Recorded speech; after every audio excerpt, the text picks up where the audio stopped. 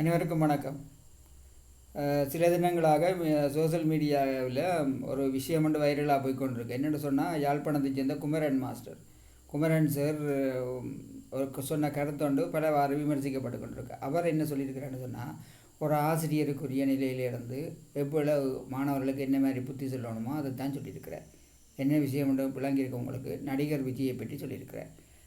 உண்மையிலே விஜயை எடுத்துக்கொண்டோம்னு சொன்னால், அவர் சிறந்த நடிகர் என்றதாக ஏற்றுக்கொண்டிருக்கிறார். நல்ல நடிகர். அவரும் விஜயின் படத்தை விரும்பி பார்க்குறவர். நான் உட்பட இந்த வீட்டில் பிள்ளைகள் மனைவி எல்லாருக்குமே விஜயை பிடிக்கும், அதில் மாற்று கருத்து இல்லை. ஆனால் அவர் அரசியலை பற்றி பார்க்குற போது எனக்கு விஜயின் நடவடிக்கையில் உடன்பாடு இல்லை. என்னென்னு சொன்னால், மிகுந்த கஞ்சல்தனம், சுயநலம் அல்லது பொது வேலை என்று சொல்லி இதுவரைக்கும் எதுவும் செய்யலை. சில பேர் அதுக்கு நியாயம் கூறுவதும் இனித்தான் செய்வாருண்டு. இனித்தான் அரசியலுக்கு வந்தாப்புறம் செய்கிறது அது ஒரு நடிப்பு மாதிரி, அல்லது அது பலிஞ்சு எடுத்துக்கொள்கிறது.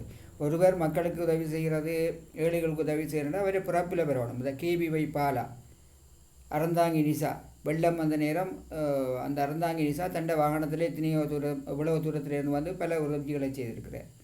அதே மாதிரி KBY பாலா பல ஏழைகளுக்கு பல உதவிகள் செய்து கொண்டிருக்கிறார். இப்படி இளமரகாயாக நிறைய பேர் இருக்கிறோம். ஆனால் விஜயை பொறுத்த வரைக்கும் நாங்கள் எந்த ஒரு உதவி செய்ததையும் நாங்கள் கேள்விப்படையில. இன்னொரு பக்கம் இருக்குது. என்னென்னு சொன்னால், நடிப்பு என்பதை நாங்கள் நடிப்பு ஒரு ரசனையோடு விட்டுருவோம். அதை தூக்கி தலையில் வச்சு நாங்கள் ஆடக்கூடாது.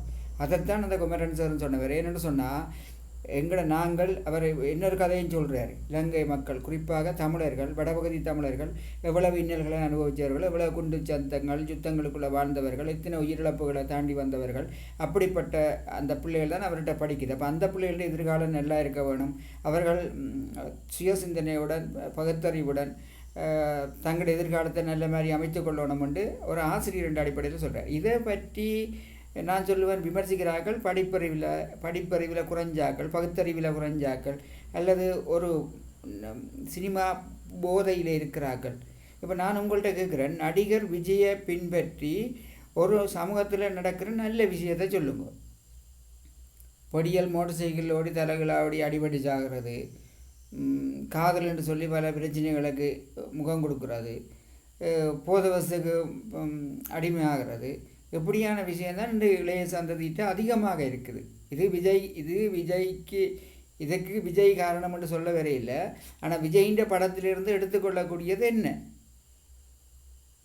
ஒரு 100% ஒரு போதில் இருக்குன்னு சொன்னால், அதில் விஜயின் படத்திலிருந்து எடுத்துக்கொள்ளக்கூடிய மிக சின்ன விஷயங்கள்லாம் எடுத்துக்கொள்ளலாம். ஒரு சமூகத்துக்கு பயன்படக்கூடிய மாதிரி படக்கதை இருக்குமா? எப்படியெல்லாம் சிந்திச்சு தான் அவர் தன்னை கருத்தை கூறியிருக்கிறார். நல்ல நடிகர் என்றதில் எந்த விதமான மாற்று கருத்தும் இல்லை.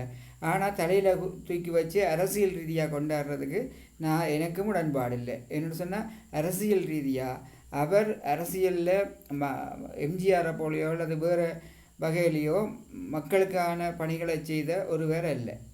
மிகவும் சுயநலமானவர். அதைத்தான் சொல்லியிருக்கிறார். ஒரு இலங்கை தமிழர்களுக்காண்டி காசு சேர்த்த போது 500 ரூபா போட்டு என்று கேள்விப்பட்டிருக்கிறோம்.